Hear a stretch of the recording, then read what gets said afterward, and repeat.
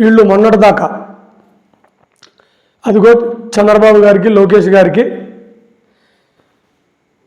బానిసైపోయారు, వాళ్ళ భజన చేస్తున్నారు, మీ వాళ్ళకి అంత సీన్ లేదు, మళ్ళీ రాబోయే 29 ఎలక్షన్లో సీఎం క్యాండిడేట్గా చూడాలని మీరు అనుకుంటున్నారు, కానీ మీ వానికి లేదు. అది మీ వాడు ఉత్త భజన ప్రోగ్రాం తప్ప దేనికి పనికిరాడు.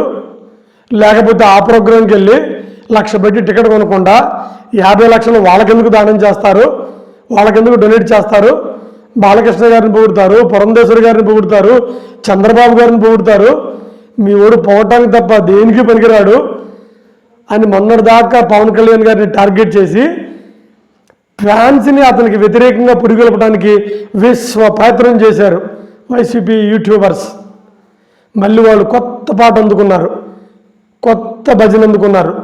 ఏ పాట అయినా, ఏ భజన అయినా, ఏదైనా కానీ వాళ్ళు టార్గెట్ చేసేది ఒకే ఒక వ్యక్తిని. ఆ వ్యక్తి ఓజీ, ఒరిజినల్ గ్యాంగ్ స్టార్. కొంతమంది ఓజీ అంటే ఒరిజినల్ గాడ్ అని పిలుచుకుంటారు. అతనే పవన్ కళ్యాణ్ గారు. నేను ఏ మాటగా మరి చెప్పాలనుకుంటున్నాను.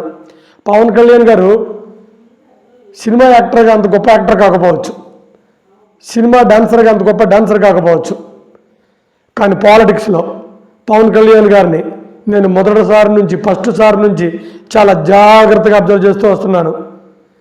అందులో మాత్రం ఇతని రియల్ ఓజీ.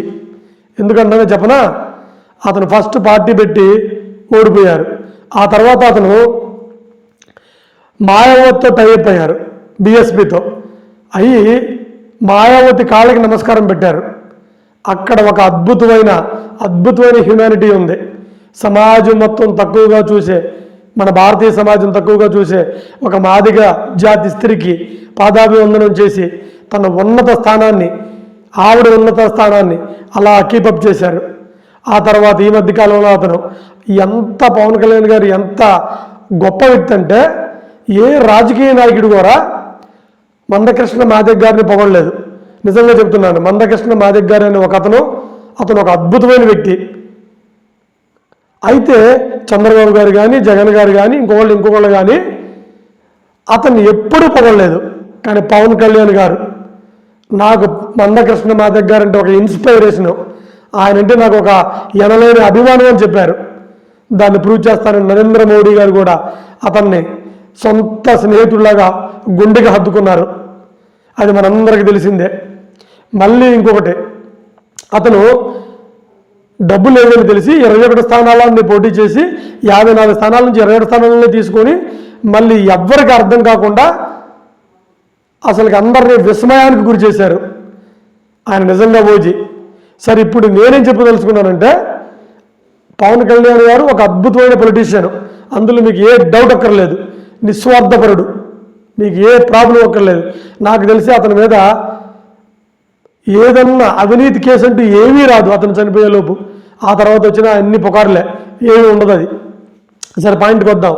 ఈ వైసీపీ యూట్యూబర్స్ ఏం చేస్తున్నారంటే, ఎప్పుడో పవన్ కళ్యాణ్ గారు, అతని భార్య గారు, అతని కొడుకు తిరుక్రమ గారు వీళ్ళందరూ కలిసి మహాకుంభమేళానికి వెళ్ళారు.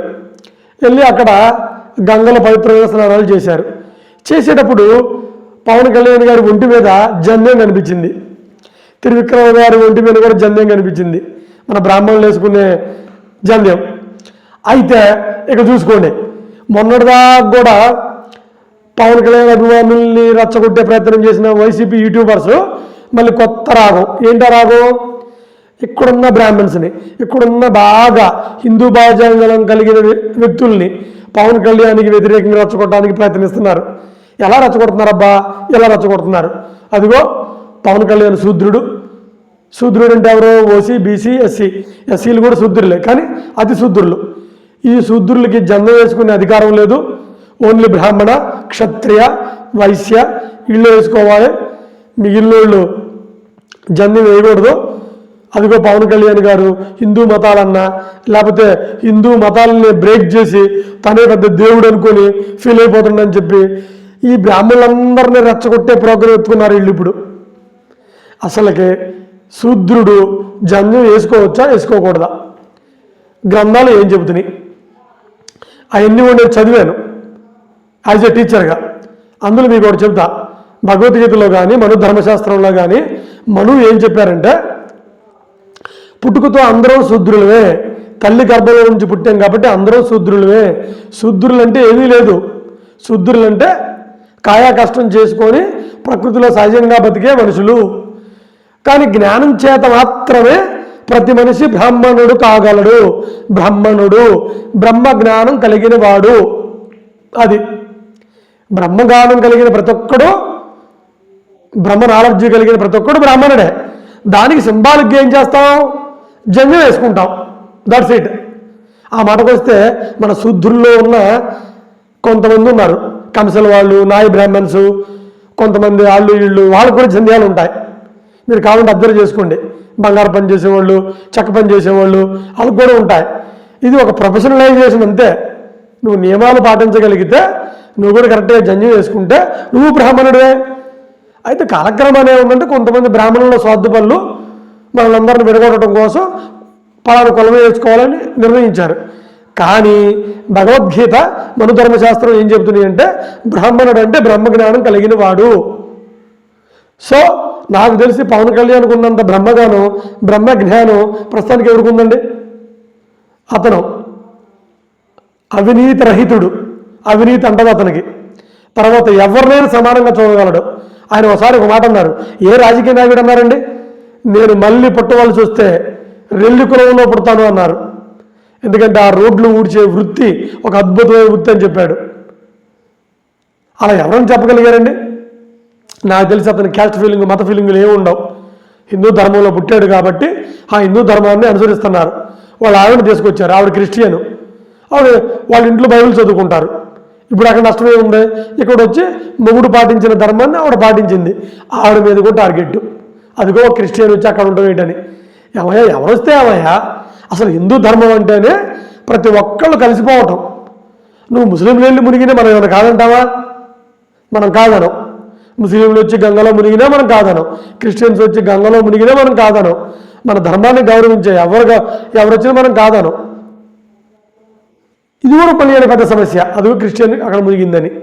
సరేలే, దాని వదిలేండి. పవన్ కళ్యాణ్ గారు శూద్రుడు కదా, అంటరానుడు కదా. మరి శూద్రులు అంటే బ్రాహ్మణుల ప్రకారం పూజలు గట్రా చేయకూడదు, అదే వాళ్ళ ఉద్దేశం. అందుకని ఇతను అలా చేసి మన హిందూ మతానికి వ్యతిరేకుడు, హిందూ మతాన్ని నాశనం చేయడానికి పుట్టారు, హిందూ మతాన్ని నాశనం చేయడానికి టార్గెట్ పెట్టుకున్నారు. ఎవరు చెప్పారయ్యా? నాకు తెలిసి అసలుకి భారతదేశంలో పవన్ కళ్యాణ్ చేసినంత డేరింగ్ స్టెప్ ఏ పొలిటీషియన్ చేయలేదు. ఆ మాటకు వస్తే నరేంద్ర మోడీ గారు కూడా చేయలేదు.